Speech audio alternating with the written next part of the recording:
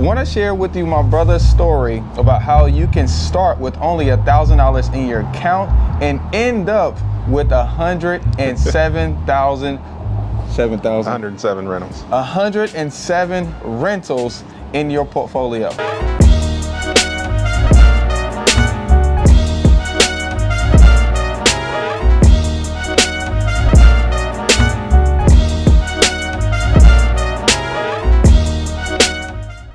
What's up, it's your boy Sawan Belcher. This is me taking action. We're actually at the Deal Machine Academy Mastermind, and I got my guy Henry here.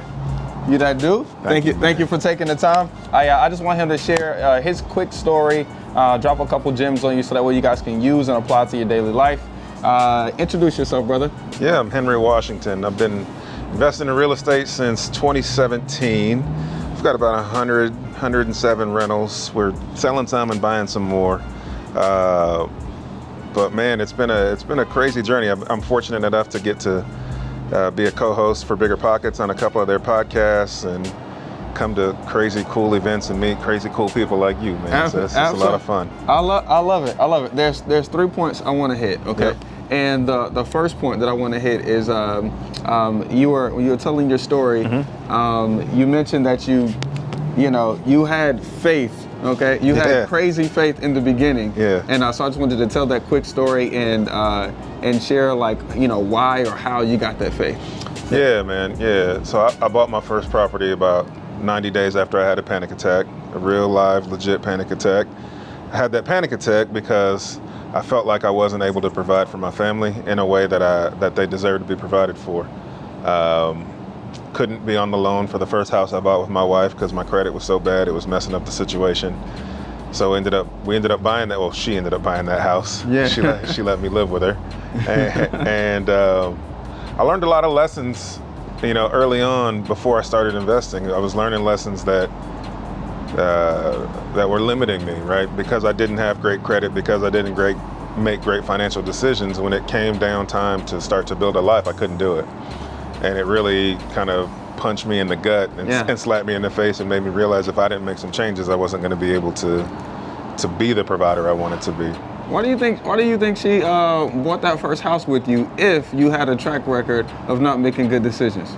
Yeah, that's a good question. Her and I have talked about this before. You've got to ask her that at some point too. Yeah. She believed in me when nobody else did. Absolutely. She believed in me when I didn't believe in myself. And so even though I hadn't made good financial decisions up until that point, I think what I had done is showed her through other many actions within our household that I'm a person who does what they say they're gonna do. I think a lot of the times when your spouse isn't on board with you or just doesn't trust or believe in what you're doing, a lot of the times it may not be because they think you can't do it. Yeah. But maybe you've created an environment where you've said you're going to do something and then didn't follow up, right? And so I think just being a person that does what they say they're going to do has helped. Absolutely. Were you guys married at the time? We were married. Married? Yeah. Nice. Yeah, we were married. Nice. I think that's the power of marriage. Yeah, we were married. And so she trusted me. Yeah. She trusted me, and it changed everything for me. That's what's up. I absolutely love that. Now, the second thing I wanted to touch on was when you were showing us like your deal flow. It seemed like every year you added more and more and more.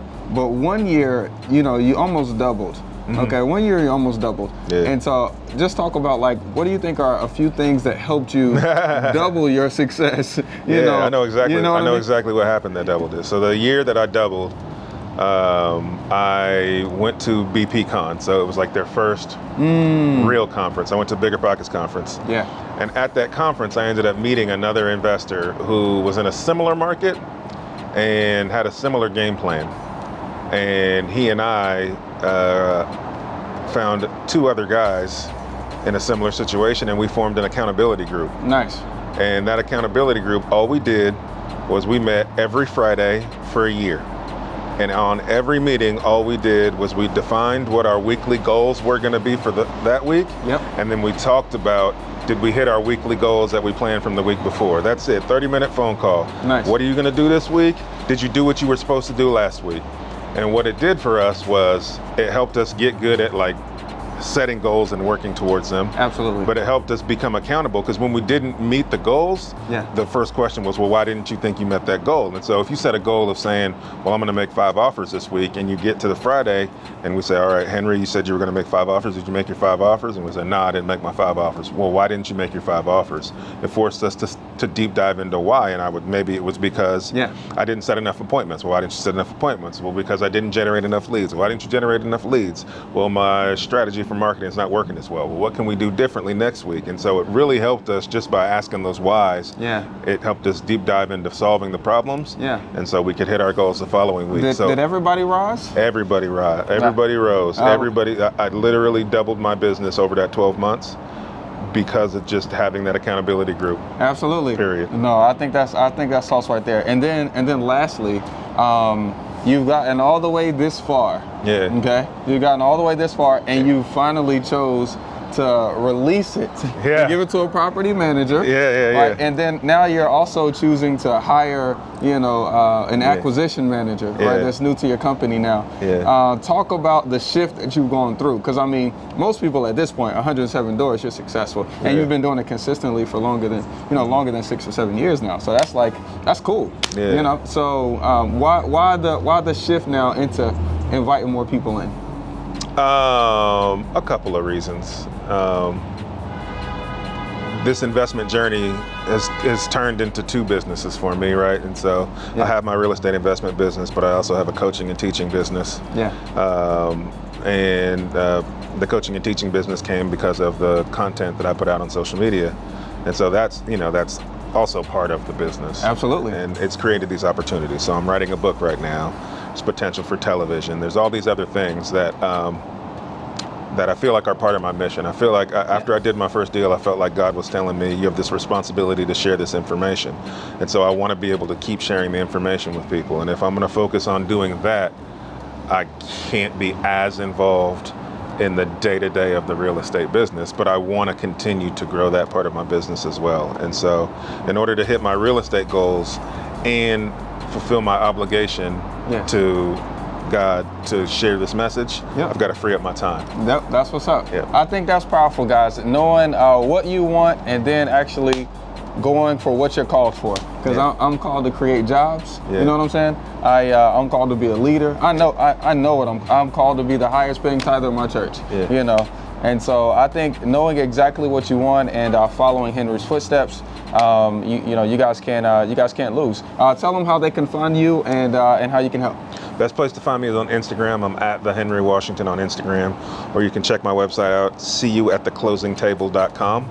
And from there, if you want my help, best place to reach out to me is to shoot me a DM, and my content manager will get back to you and tell you how we can work together. That's what's up. Well, look, remember, you guys don't need all 3, time, money, and knowledge to do your first deal. You just need 2 to do you. Peace.